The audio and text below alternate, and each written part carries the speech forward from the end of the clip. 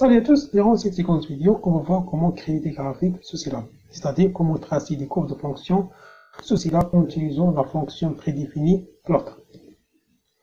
On commence par un simple exemple qui permet de tracer le segment qui lie entre deux points A et B. A ayant les coordonnées 1, 1 et B ayant les coordonnées 3, 4.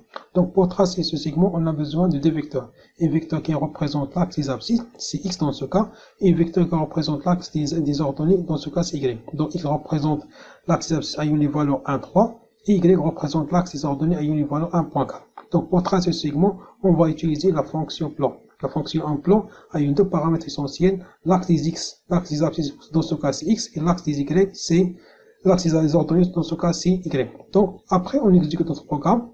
Après avoir exécuté votre programme, Scilab affiche une nouvelle fenêtre appelée figure numéro 0 qui affiche le résultat de la fonction plan. Donc on va remarquer que le premier point A a une coordonnée 1.1, deuxième point CP a une coordonnée 3, 4, et Scilab essayé de lier entre les points A et point B via un segment. Donc pour tracer un cours, il faut tout simplement utiliser la fonction plan avec deux paramètres essentiels qui sont l'axe des abscisses et l'axe des ordonnées X et Y.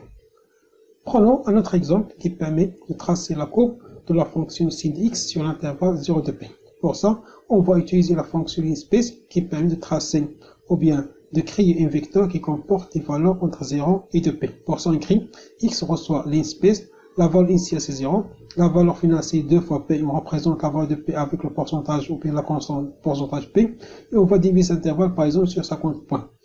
Puis, on va calculer l'image de chaque élément de la vecteur x en utilisant la fonction prédéfinie x et on stocke le résultat dans un vecteur appelé y. Et on va tracer une courbe en utilisant la fonction plan, la valeur de l'axe des abscisses x, l'axe des ordonnées y, et on va dans ce cas changer la couleur. Par défaut c'est bleu, et on va changer notre couleur avec la couleur rouge.